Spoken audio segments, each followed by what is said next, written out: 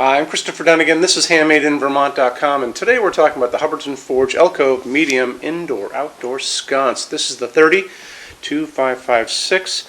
Let's get into the size of this fixture to begin with. It is 19.6 inches tall with a 6.5 inches in projection. That's going to be from the wall coming out. It's coming at 7.6. This is reversible, which means that if you're going to be using this inside, you can point it up or you can point it down. If you're using it outside, you're going to be pointing it down. The back plate on this 7.6 inches high by 5 inches wide. It's going to go over your standard 4-inch junction box. That's what you guys have on your wall. Mounting height pointing down from the bottom of the fixture to the middle of the electrical outlet box is coming in at 15.8. I want to show you more information about that, how we're going to do it. We're going to look at the installations instructions. If you're on the page for this on Handmade in Vermont, look over on that side of the screen. Midway down, you're going to see a link. It's going to say click here for installations instructions PDF. Open that up for me. It's going to show you a lot of great information, how to put the piece together. It takes 2 seconds. How to put the glass on. Full parts list, back of it, so you get to see what it looks like as far as the back plate goes and how it's going to go over your junction box. So take advantage of that if you can. Like I said, this is reversible. I think this would be awesome to use inside of buildings, inside of homes. It'd be great flanking a bathroom, going down hallways, all kinds of things. You're going to have 2 different glass choices on this, and that pull-down menu is going to show you those to you. So you're going to have a frosted version, which is going to be hiding the bulb for the most part, and that's going to be fluted frosted, basically, kind of like a sandblasted on the inside. The other option is going to be clear, and just like it sounds, it is clear. So it's going to make a big difference in the light bulbs that you guys are going to be using, pretty versus not so pretty. So something to think about there. The glass size on this is big. It's 4.72 inches in diameter. That's going to be the outside diameter, and that's 16.75 inches high. So that means that, to me, I can get a lot of bulbs in there that I don't have to worry about the size of the bulb. The recommended size is A19, and A19 is just what Hubbardton Forge uses when they have the underwriters, laboratories, people testing all their things, because that's a standard bulb people use throughout their lives. Easy to get, it's everywhere. But, you know, you can use a bigger bulb in this if you go LED. So let's kind of jump into what you can use. So, okay, A19, 100 watt max for incandescent, and that's going to be because of the heat generated by that bulb, an incandescent bulb. And they usually do this facing down, don't forget, because it's technically an outdoor fixture, so that's how they're going to rate it. If you want to go LED, you can do whatever you want. So it's really, like I said, the bulb physically getting into that glass, and we know the glass is coming in almost 5 inches in diameter, 4.72. This is an A19, this is an A20, much bigger bulb, easy to get, found it in Vermont at a hardware store, so if I can find it here, you can find it there. I found these little guys, these A19s, up to 100 watt equivalent at, I got them at Walmart, believe it or not, in Vermont again. But I also found this A20, and this was 150 watt equivalent. So it depends on what your needs are, and you could probably even get a 200 watt equivalent bulb in this if you guys needed to.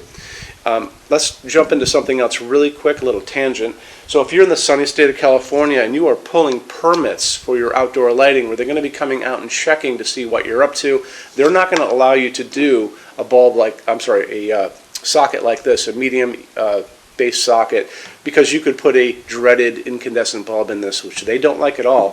What they're probably going to make you do is something called a setup for a GU24, and a GU24 wouldn't allow you to put an incandescent bulb in, and that's going to get you over the hump of the Title 24 compliancy for California new building and renovations, and that happens a lot. Check with your builder, maybe even go and, I don't know if you want to tip off your town what you're doing, but you want to find out way ahead of time for your outdoor lighting what you're going to be doing in the state of California. If you do want to go this way with us, the best thing to do would be to drop a quick email. Say you're looking at a 32556. You need it to be California Title 24. What can you do for me? I'm going to send your email through Hubbardton Forge's customs department, and it's going to come back with an answer. Adds a little time and money, but we do these things every day. It's the beauty of Hubbardton Forge, since they make it right here in Vermont.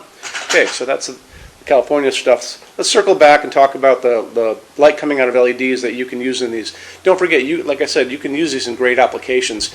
If these are flanking a fireplace, I might want to go for a warmer light, like a 2700 Kelvin. That's going to be kind of like the light sunset color coming, the light that'd be coming through a halogen bulb dimmed down. That'd be really pretty.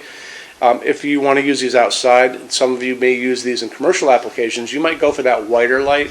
which is called daylight.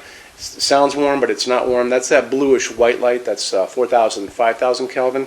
In the middle of all that, what we like to use in our showroom is called warm white, and that's going to be 3,000 Kelvin. That's the light I'm using right now on my fixtures above me here. It looks like the light of an incandescent bulb. It's a nice warm light. So 3,000 Kelvin warm white is what we like to use, but like I said, those two other ones are going to be just as good.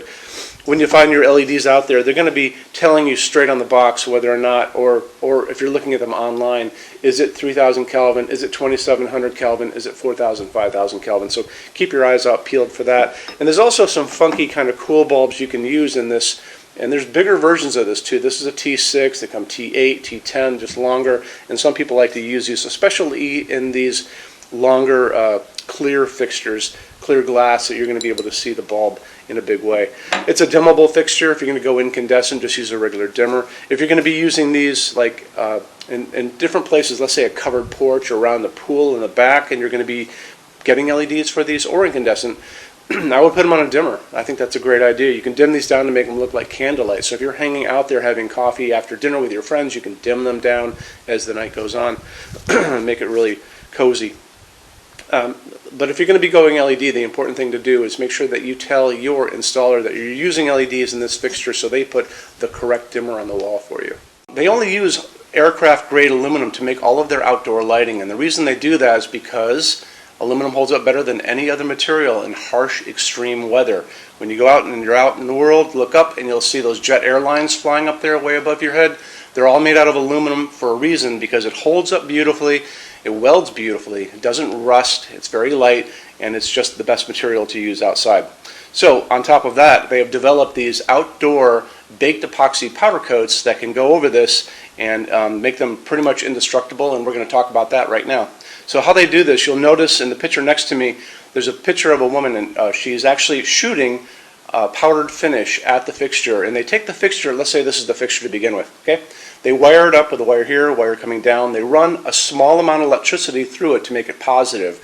And what that does, it makes it attract everything around it. So when she's over there spraying little bits of powdered finish, what it's going to do, it's going to go over the entire fixture. It's going to get into every nook, every cranny, top, bottom, sides, the whole thing. They're going to take that fixture, they're going to put it into an oven. That's going to melt that down and make it into a hard epoxy shell. And it makes it, incredibly strong. Because they do this, and these things have been tested in these wind chambers where they have shot, salty seawater at them, basically, because that's what's going to happen on a beach, right? Where a lot of these things are going to end up. They had to really do that to make sure that they're going to hold up for you. And because they have done that, they offer the best warranty for the entire lighting industry. And you can see that over on the left-hand side of your screen. Limited lifetime warranty for residential use, and check it out, and it'll really make you feel better about their products. Okay. Moving on from there, why don't we talk about our showroom in Vermont. We have over 350 Hubbardton forged fixtures spread across 2 floors. We actually have a What's on Display page on our website. It's over on the red tabs over on the left-hand side of your screen, so you can open up that and check it out.